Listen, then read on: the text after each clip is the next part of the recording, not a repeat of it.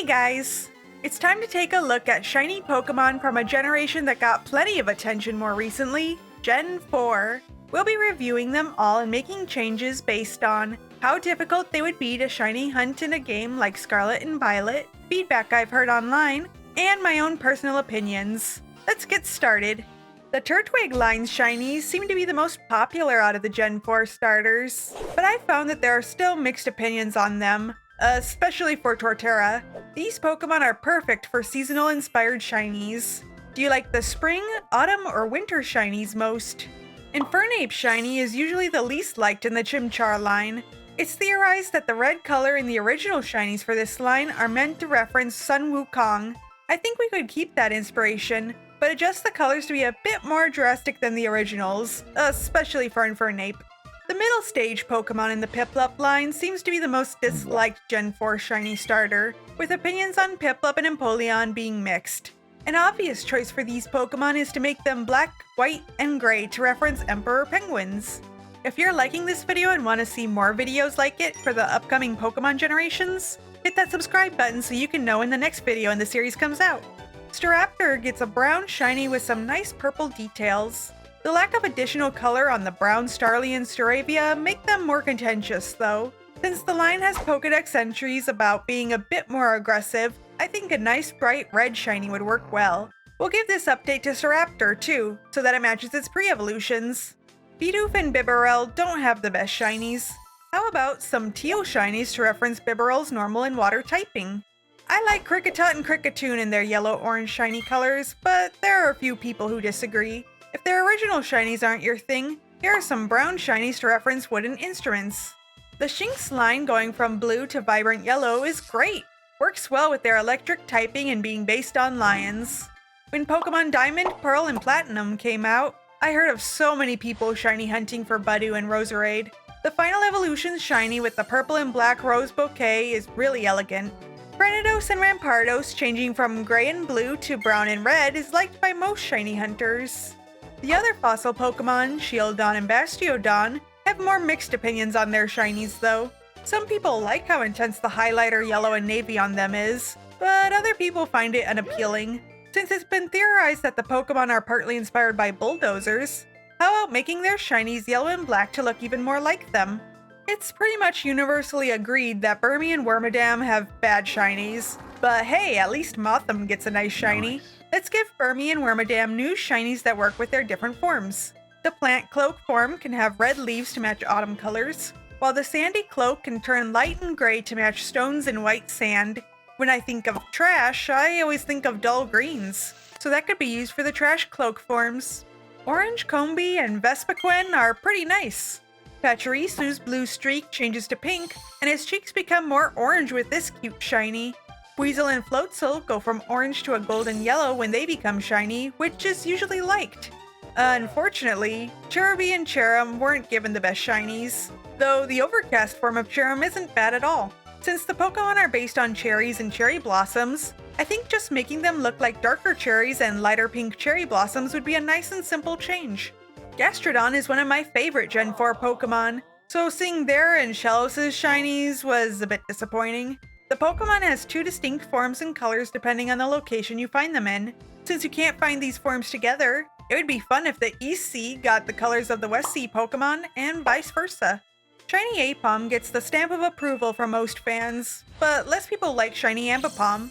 Adjusting the shade of magenta in the fur and making the skin a light pink to match its pre-evolution might make it a bit more appealing. The balloon Pokemon, Drifloon and Drifblim, have really nice shinies that use the opposite colors of their original forms.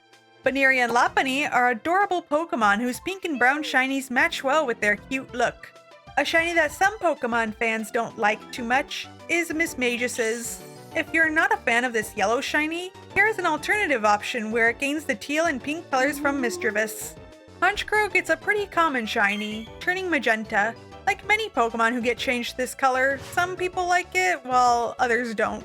If this shade of pink isn't your cup of tea, this version of shiny Honchkrow keeps its dark vibe with purples and gray neck feathers. The cat Pokemon, Glameow and Purugly, have shinies that most fans like just fine. Unlike Glameow and Purugly though, Chingling shiny isn't liked by most due to its very subtle color change. I think it would be fun if Chingling's main color was changed to white, since its face and round body kind of resembles an automaton. Stunky and Skuntank may stink, but their shinies definitely don't. They don't need to be changed at all. Bronzor has a nice green shiny. Bronzong's shiny isn't so bad, but it's been critiqued for not being as nice and saturated as Bronzor, so here we go. Bonsly's shiny matches its evolution Sudowoodo. These are some great shinies. A shiny that is somewhere between okay and bad for most people is Mime Jr.'s. Let's make this one look more like real-life mimes. Happiny also has a less than stellar shiny. I've changed it to be pastel yellows and pinks with a golden egg to match the Chansey from our Gen 1 shinies video. I'm a fan of Chatot shiny. I love that it stays colorful. Spiritomb has a fantastic shiny. It looks so cool with these blues and purples. Now we have what is considered to be one of the worst shinies, Garchomp's shiny. It's a shame because it's a beloved Pokemon, and its pre-evolution shinies are well liked overall. I think there's two ways to take it. One is to just make the colors more vibrant and saturated to match Gible and Gabite, or the whole line's shinies could change to match their beta sprites. Munchlax also has a sad shiny. If we change it to brown, it'll look like a cute and cuddly little bear. Two Pokemon that have drastically different shinies are Riolu and Lucario, who become a super bright yellow color. They get the thumbs up by most shiny hunters.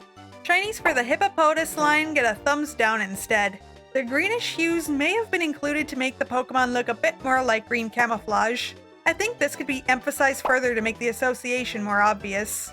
Scorpy changes from purple to a brilliant red, making it a necessary shiny hunt for tons of fans. Drapion also changes to red, but it's so much more dull than Scorpy. I've heard a lot of people just wish that this shiny matched Scorpy more.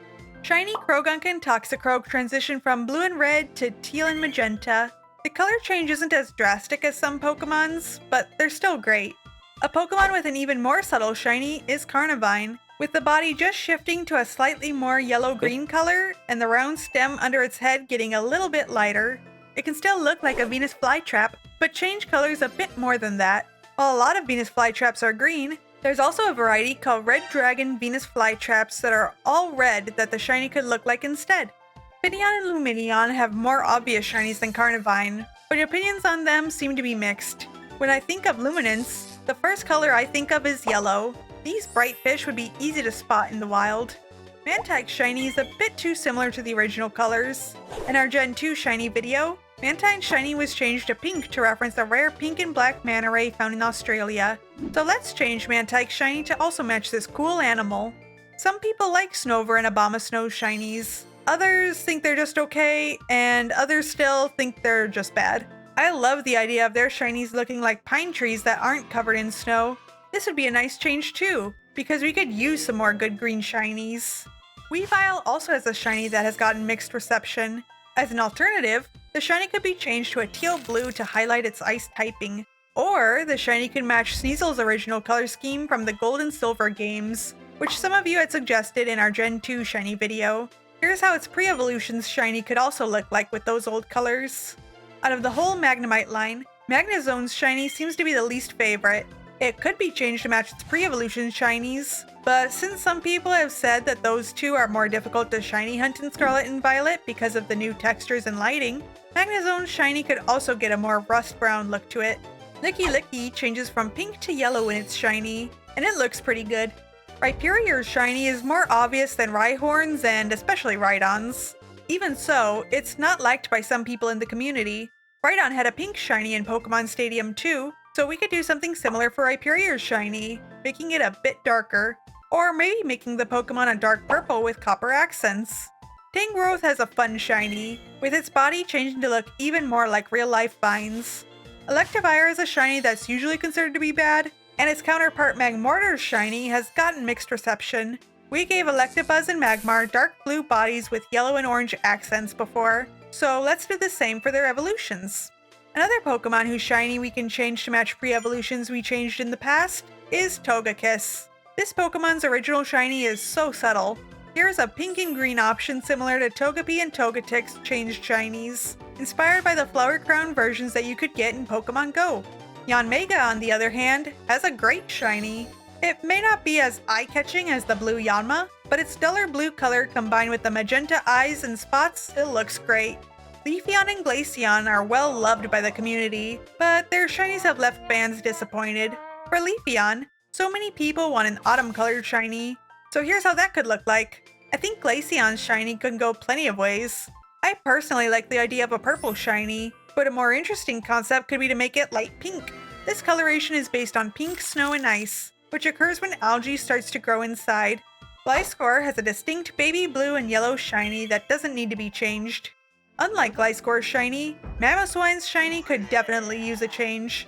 The fur would change to a blue-gray because of the cold, snowy environment it lives in, with the nose turning purple because of the low temperatures. Porygon Z has an incredible shiny. I can't imagine changing it.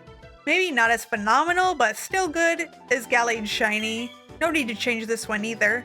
A Pokemon whose shiny became less liked upon evolution is Probopass.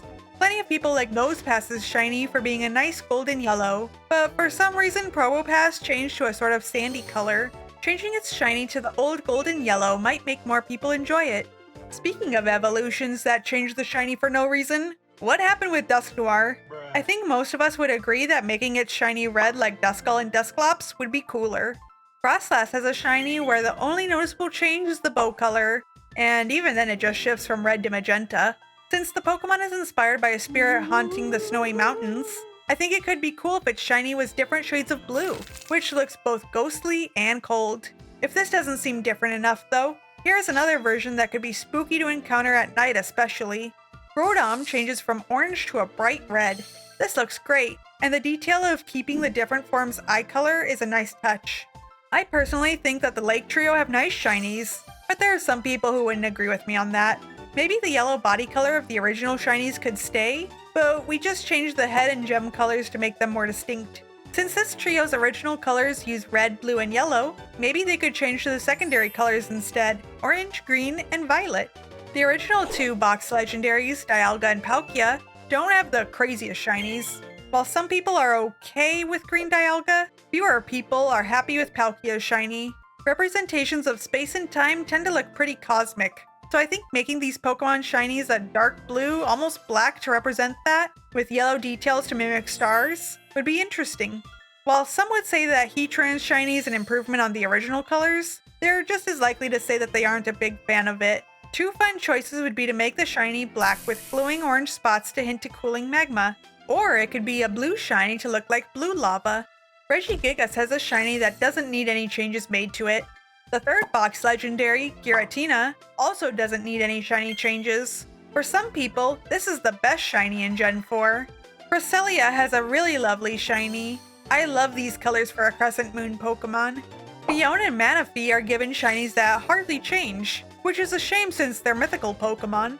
It's believed that the Pokemon might be inspired by sea angels, which are blue with an orange or yellow glow to them. So let's swap their blue color to orange.